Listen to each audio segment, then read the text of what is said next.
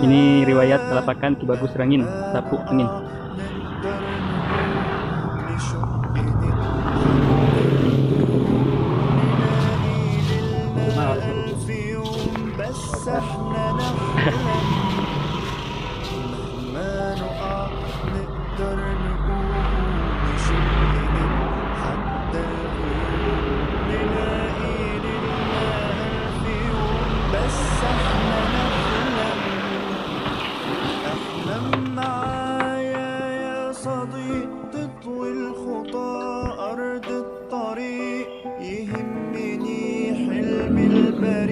مهما يكون يفضل بروحه جنبنا مهما يطول بينا الطريق لو حتى تهنا يا صديق يرجع له أنا يضمنا على حلمنا على حلمنا على حلمنا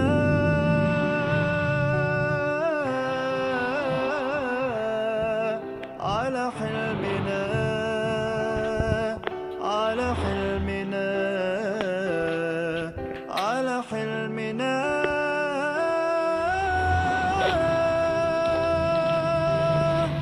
على حلمنا على حلمنا على حلمنا بس احنا نحلم احلم معايا ببكرة جاي ولو ما جاي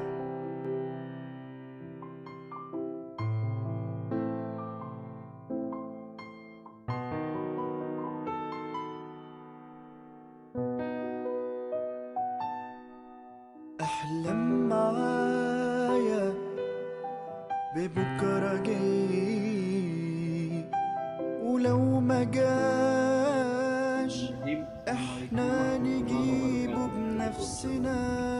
Perkenalkan, Bapak, nama saya Muhammad Rifaldi dari mahasiswa Pendidikan Agama Islam semester 3 di kampus IAIN Jati Cirebon. Jadi maksud kedatangan saya ke sini itu untuk mewawancarai Bapak sebagai juru kunci, Pak ya. Juru kunci dari petilasan Bagus Ki Bagus Rangin, Ki Bagus Rangin yang ada di Jati 7 gitu. Cuman jadi simpang siur gitu, nggak ada ketetapannya gitu. Nah makanya saya di sini akan mencari ya sumber yang benar-benar lah, ibaratnya seperti itu. Karena kan apa namanya, sejarah itu mungkin harus benar-benar jelas Pak ya, akurat, tidak bisa asal-asalan lah gitu. Nah ya mungkin pertanyaannya itu yang pertama, kan di Jati 7 itu tadi ada petilasan Ki Bagus Rangin Pak ya. Nah itu berdiri sejak tahun berapa gitu Pak dibangunnya gitu? Kalau untuk dibangun kayaknya saya pribadi mungkin belum lahir ya. Dan dibangunnya itu ya mungkin saya rasa sebelum daripada kepemimpinan Kepala Desa Bapak Harban di tahun 66 sampai 80 itu petilasan itu sudah ada katanya tuh ya. Kalau berbicara kebenarannya Allah alam, karena saya coba beberapa tahun memegang ini, namun kronologi setidaknya sedikitlah memberikan gambaran gitu. Kalau untuk diri kan tahun berapa, ada tahun berapa, pribadi saya belum tahu. Di saat yaitu Bapak Kepala Desa yang pertama dari Jati 7, Bapak Harban, katanya sih menurut kakek saya udah ada siapa yang membangun, dan dulu kan pinggir Cimanuk tuh. Jadi sudah ada pas sejak pemerintahan Bapak Harban tuh ya? udah ada itu. Udah ada tuh Pak. Kalau berdiri kapan Pak?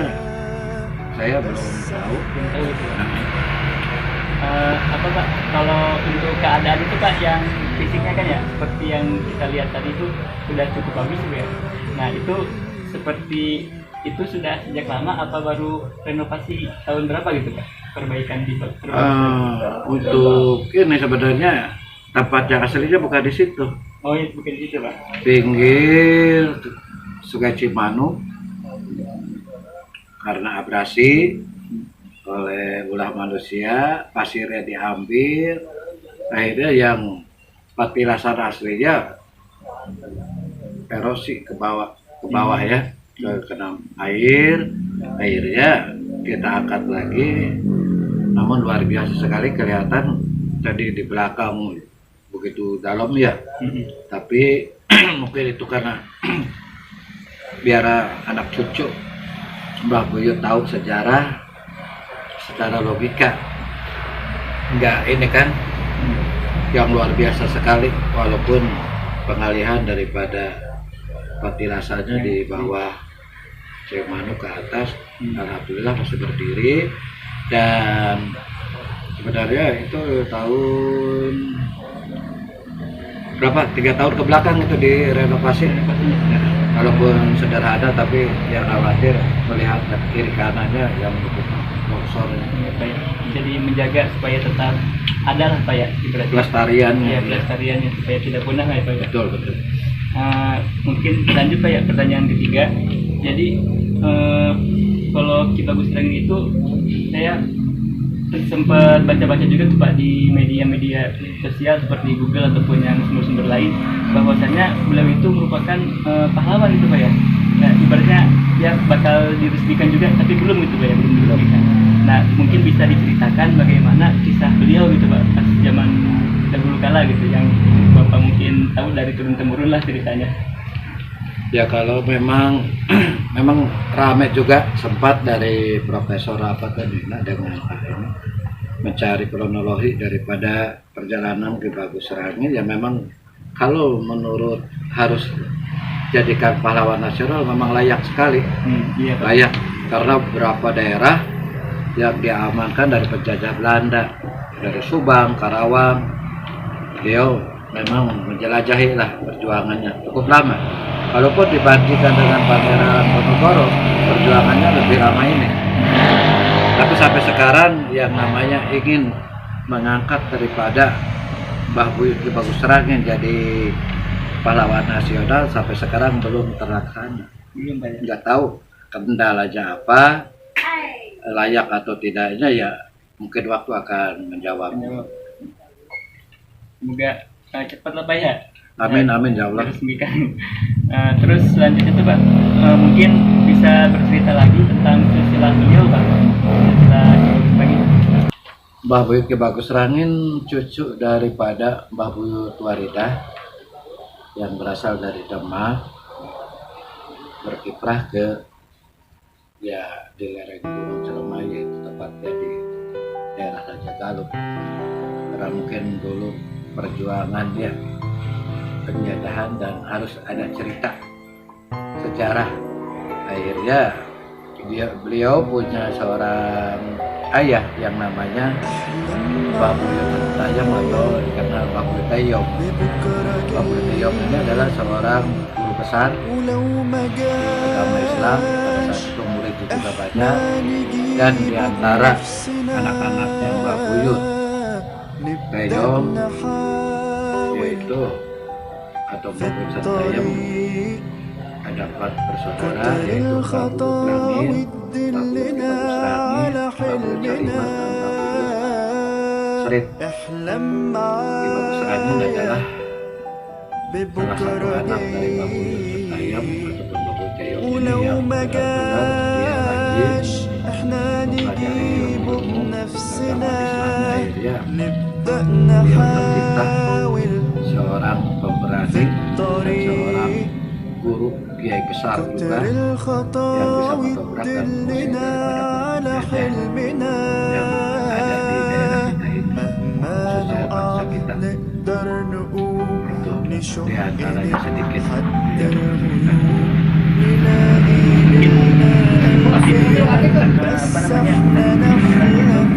Dari mulai dari Buyut Walidah. Walidah ya Pak. Oh iya. Itu adalah kakek daripada Buyut Bagus Rangin. بس Buyut احنا Walidah نحلم dia tinggal ya Aida احلم disemayamkan معايا يا di صديق semayamkan خطوي untuk Fadila saja الخطى yaitu di أرض Sampang. الطريق يهمني حلمي البريء مهما Pertanyaan selanjutnya, jadi Ki Bagus Rangin itu kan terkenal sekali dengan perjuangannya melawan kolonialisme tuh ya, dan imperialisme Belanda pada zaman VOC ya Pak ya. Nah mungkin bisa diceritakan itu Pak ya, bagaimana aksi ataupun perjuangan beliau itu yang benar-benar sangat berkesan dan patut untuk apa sih halayak tahu gitu Pak. Allahu Akbar ini kelebihan Allah yang diberikan kepada Bagus Rangin. Oh iya nih, dulu Bagus Rangin ini dibilang sapu angin dia. Sapu angin sebenarnya setelah kita kuak dan kita cari persoalan kenapa sapu angin Ki Bagus Rangin, ternyata sapu angin adalah ilmu daripada Ki Bagus Rangin. Mungkin kelebihan beliau gitu Pak. Kelebihan beliau itu bisa menciptakan dirinya lebih dari 100 orang, bahkan sesuai apa yang diinginkan dia menjelma jadi prajurit ataupun pasukan perang yang siap tempur. Allahu alam kita ini cerita ya kebenarannya itu memang seperti itu. Merinding tuh Pak. Ya, memang mungkin itu seperti itu kelebihan daripada beliau, makanya beliau berani. Dan kalau pajak lebar sah-sah saja saya dengar seperti dari mahasiswa yang dibawa ya, yang menciptakan buku-buku seperti sejarah Ki Bagus Rangin, kata orang Cirebon bahwa Buyut Ki Bagus Rangin begal, yang di Indramayu dikatakan apa namanya, ya selain begal tuh katakan perampok ya, sah-sah saja karena memang beliau terkiprah berjuang seperti itu, mengambil hak dari orang kaya diberikan untuk anak cucunya agar bisa hidup, bertahan hidup, bisa berjuang untuk kemerdekaan bangsa kita sendiri. Allahu Akbar, luar biasa sekali kalau kita berbicara seperti itu. Namun sampai sekarang ya mungkin belum saatnya, tadi waktu akan menjawab ya. Perjalanan Buyut yang luar biasa sekali, bahkan di Kedongdong juga sudah lihat mungkin ya patung yang begitu megah, jadikan monumen patung bahwa di situ pernah terjadi di tahun sekian terjadi peperangan yang luar biasa, perang-perang yang besar-besaran di sana. Dan alhamdulillah Buyut bisa mengalahkan dari penjajah tersebut sampai mundurlah penjajah itu. Kalau boleh tahu lagi Pak, pertanyaan selanjutnya itu Pak, kan tadi sudah diceritakan gitu ya kisah-kisah beliau yang mungkin sangat begitu luar biasa gitu Pak, mungkin banyak kelebihan. Nah untuk Ki Bagus Rangin sendiri tuh mungkin istrinya ataupun anaknya gitu. Untuk sejarah di daerah khusus saja 7, iya, beliau belum sampai ke arah jenjang pernikahan. Oh belum Pak. Entah mungkin di lain tempat beliau meraga sukma atau bagaimana ya, ada cerita lain bahwa Buyut Ki Bagus Rangin punya istri dan punya anak berapa. Pasti itu terjadi, pasti ada lah ya.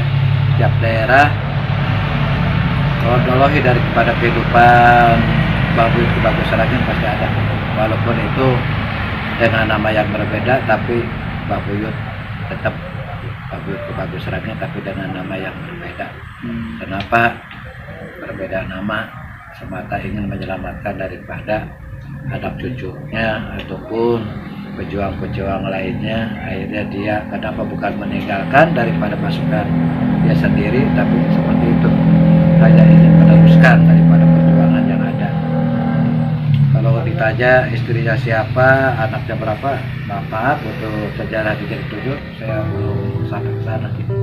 Belum menemukan Pak ya? Belum menemukan untuk Jadi 7 karena di ceritanya juga tadi ceritakan istri dan anak.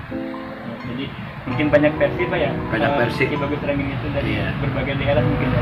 Berbagai daerah, berbagai tempat, berbeda orangnya itu juga, ya namanya lain, tapi ya intinya ciri daripada beliau tidak hilang, yaitu berjuang mengusir daripada proses belanda tersebut. Mungkin Pak sebelum diakhiri gitu Pak Iya. wawancara ini ada hal-hal yang ingin disampaikan untuk halayak yang di luar gitu yang mungkin masih tersiur dengan berita Ki Bagus Rangin ataupun belum jelas dan mungkin ada kesalahpahaman, mungkin ada ya kan namanya mulut kan Pak, bisa aja berubah menjadi baik, berubah menjadi jelek gitu betul. Mungkin pesan sendiri dari Bapak sebagai juru kunci ini seperti apa, dan mungkin ada nasihat-nasihat ataupun amanat yang bisa Bapak sampaikan untuk kita.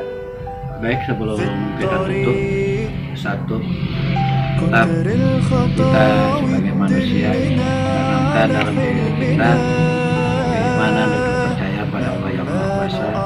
Kekuatan hanya milik dari Allah. Begitupun dari Bagus Rangin yang dititipkan kekuatan, keimanan, lahir batin sehingga bisa berjuang. Semoga kita ada petunjuknya, sedikitnya bisa meniru daripada perjalanan Bagus Rangin. Beliau adalah guru besar, kiai besar, ulama besar yang patut kita hormati. Dan selain itu, pesan moral saya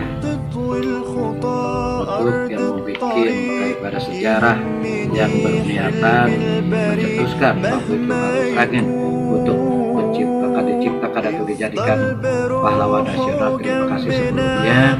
Namun saya memohon pada pemerintah terkait, kalau jangan sebuah nama yang besar dulu, namun juga dilihat silahkan dilihat yang mana dulu yang harus didulukan. Jangan kita ambil mengangkat nama itu. Apa arti sebuah nama yang besar kalau melihat daripada petilasannya yang sedikit adanya. Insyaallah dengan nama itu Bismillahirrahmanirrahim, semua sejarah yang terkuak, yang tetap yang benar jadi benar, yang salah akan jadi salah. Dan pasti saya sebagai juru kunci mohon maaf apabila tidak sesuai alur daripada sejarah yang sebetulnya, karena saya berbicara apa adanya sesuai yang saya ketahui. Terima kasih. Ya, mungkin cukup dicukupkan untuk wawancara kali ini. Mudah-mudahan kita semua dapat manfaat dan bisa dijadikan teladan gitu. Yang baik-baiknya itu diterapkan di era pada zaman sekarang. Kurang lebihnya mohon maaf. Wabillahi taufiq wal hidayah. Wassalamualaikum warahmatullahi wabarakatuh. Bismillahirrahmanirrahim. Assalamualaikum warahmatullahi wabarakatuh.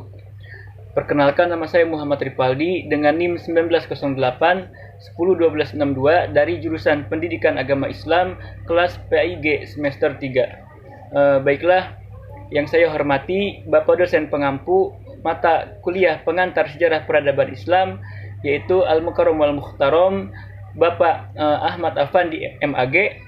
Semoga beliau selalu diberikan kesehatan, selalu diberikan rezeki yang luas, dan selalu diberkahkan dalam kehidupannya, serta selalu diberikan kesabaran di dalam mendidik kita semua. Amin ya Allah ya Rabbal Alamin. Baiklah, tak lupa juga yang saya banggakan seluruh teman-teman seperjuangan kelas PAIG semester 3. Di sini PAIG semester 3. Baiklah, di sini saya akan melaporkan hasil daripada kemarin tuh observasi saya waktu ke tempat sejarah, yaitu petilasan Ki Bagus Rangin di daerah Jati 7 Majalengka. Nah, jadi perjalanan Ki Bagus Rangin dalam menentang kolonialisme dan imperialisme Belanda pada hakikatnya merupakan kelanjutan dari perlawanan yang dilakukan oleh Pangeran Surya Wijaya, yaitu Raja Kanoman.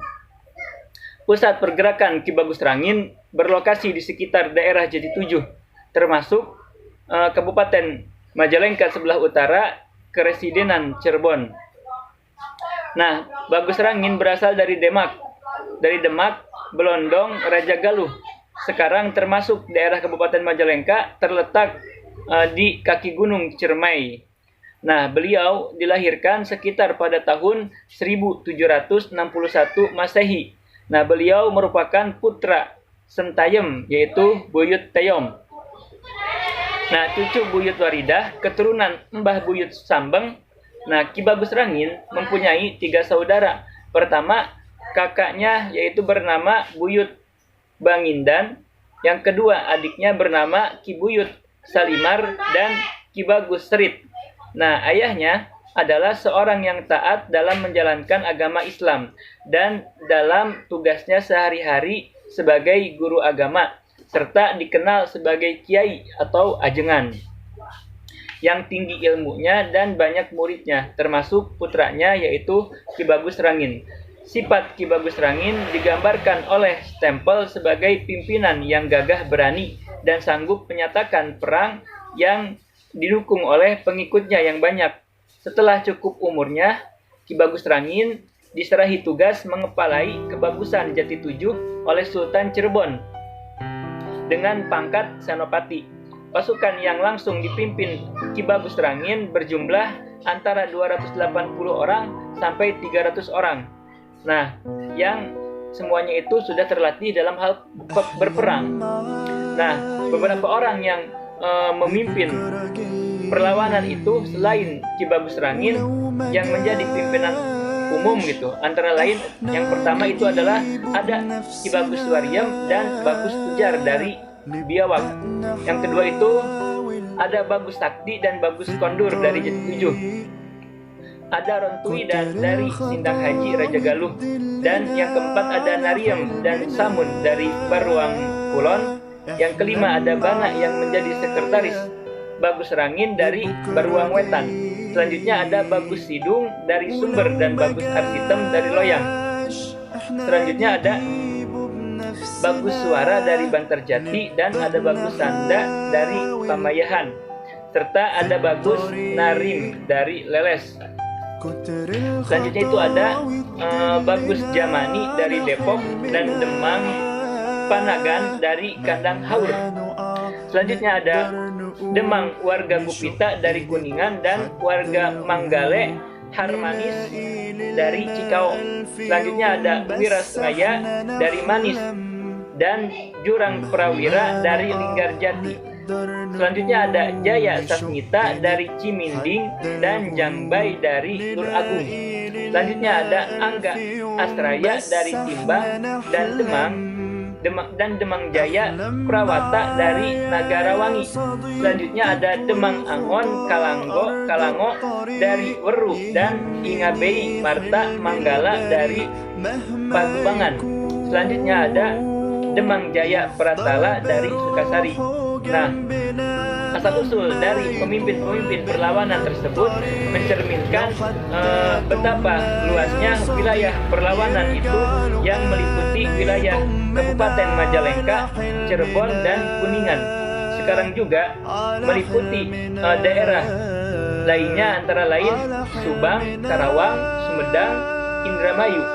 Nah, memang mereka itu didukung oleh masyarakat daerah-daerah tersebut berupa tenaga manusia, senjata, logistik seperti beras dan makanan lainnya, dan moral. Beberapa desa yang membantu Ki Bagus Rangin adalah Banuang Kulon, Malandang, Conggeang, Cililin, Depok, Selaawi, dan Sukasari. Sedangkan kepala-kepala desa yang mendukung kaum perlawanan ialah Kepala Desa Batu Nunggal, Tegal, Bentang, Geruda, Cinaka, Tanggulan, Tambal, Air, dan lain-lain. Selain dari rakyat, dukungan dan bantuan itu diperoleh dari beberapa penguasa daerah setempat, terutama dalam bentuk bahan makanan dan perlengkapan perang seperti senapan, meriam, dan lain-lain. Adapun senjata-senjata yang digunakan Ki Bagus Rangin adalah tumbak, pedang, bedok, keris, senapan, dan meriam. pemusatan pasukan Ki Bagus Rangin di sekitar Bantarjati, Jati Tujuh, dan daerah perbatasan Sumedang dan perbatasan Cirebon. Sementara itu, pada tanggal 1 September 1806 tercapai persetujuan tentang perjanjian antara pemerintah kolonial dengan Sultan Sepuh dan Sultan Anom, yang isinya itu sebagai berikut. Pertama, menetapkan bahwa Raja Kanoman beserta saudaranya dikembalikan ke Cirebon dan dinobatkan sebagai sultan. Yang kedua, orang-orang Cina tidak diizinkan lagi tinggal di daerah pedalaman, dan kepada para sultan tidak diperkenankan memeras rakyat.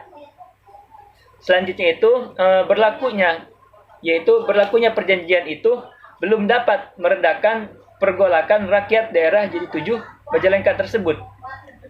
Nah, bahkan pada pemerintahan Gubernur Jenderal W. Dendels pada tahun 1808 sampai 1811, justru perlawanan rakyat itu makin meluas ke daerah Indramayu sebelah selatan. Dalam waktu itu Ki Bagus Rangin berhasil menghimpun dan membina kembali para pengikutnya dan masyarakat setempat pada umumnya. Nah, Ki Bagus Rangin sangat dipercaya dan diharapkan menjadi pemimpin oleh para pengikutnya. Begitu besarnya pengaruh Ki Bagus Rangin sehingga kemudian beliau dipercaya sebagai titisan Ratu Adil yang akan melenyapkan kezoliman dan ketidakadilan serta membawa keadilan. Dalam rangka mematangkan persiapan perang, diadakanlah penggemblengan khusus terhadap pemimpin pasukan dan anak buahnya. Waktu penggemblengan dilakukan setelah sholat Jumat di Masjid Jati Tujuh tempatnya.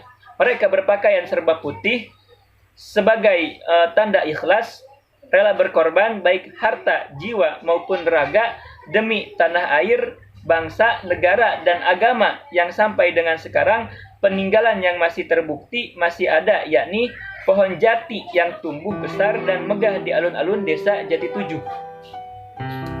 Konon dulunya itu terdapat 7 pohon jati, sekarang itu tinggal 2. Nah, dan ia adalah saksi sejarah. Selain itu, bangunan masjid yang berdiri kokoh hasil renovasi masa kini, konon masjid itu kecil dan hanya dapat menampung untuk beberapa jamaah saja. Nah, juga pasar yang ada di sebelah utara alun-alun desa Jati Tujuh. Nah, kemudian pada tahun 1901 desa Jati Tujuh itu baru mempunyai kepala desa ataupun kuwu, yakni kuwu pertama itu adalah Bapak Arban.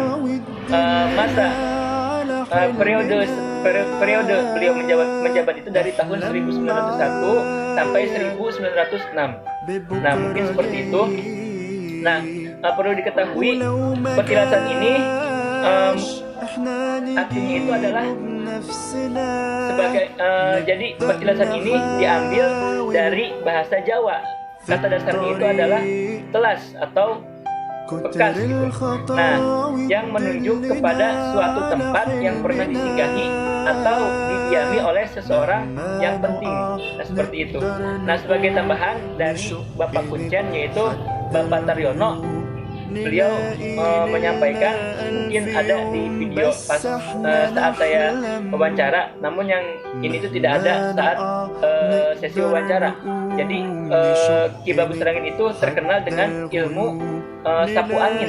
Nah, seperti itu. Dan sedikit tambahan untuk petilasan yang ada di Jati Tujuh itu, dulu itu sebelum dipegang oleh juru kunci Pak Yono, boleh ada yang menginap di petilasan tersebut. Tetapi setelah Bapak Yono yang memegang dari petilasan tersebut, tidak ada yang boleh menginap di petilasan tersebut.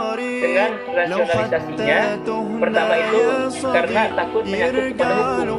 Mengapa begitu? Dikarenakan yang datang ke petilasan itu sedikit banyaknya itu orang yang sedang mempunyai masalah gitu kan, sakit hati lah ataupun apa. Nah, kan di situ mereka pada berpuasa gitu, sehingga perut kosong kan.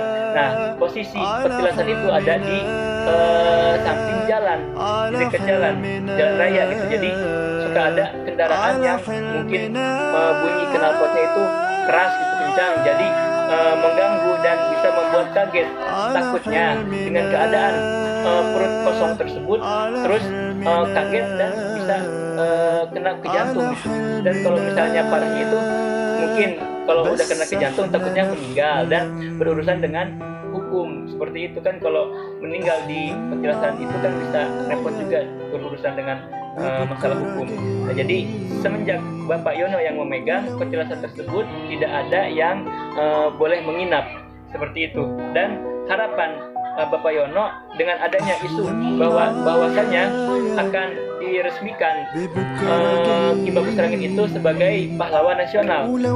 Tapi harapan Bapak Yono itu ingin merehab petilasan tersebut agar seperti petilasan pada umumnya, yaitu ada tempat untuk kaloro, ada tempat untuk ke air seperti untuk buang air kecil, buang air besar, ada untuk wudhu seperti itu. Nah, mungkin memakan biaya yang tidak sedikit. Mungkin cukup sekian laporan dari saya. Oh iya, tambahan lagi.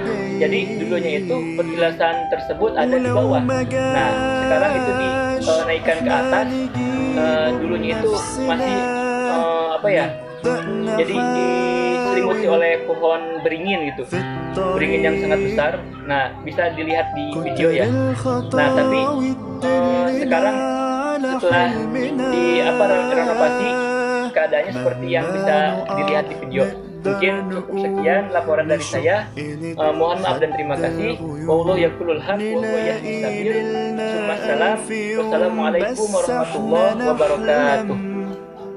مهما نقع نقدر نقوم نشق نتحدى الغيوب نلاقي ليلنا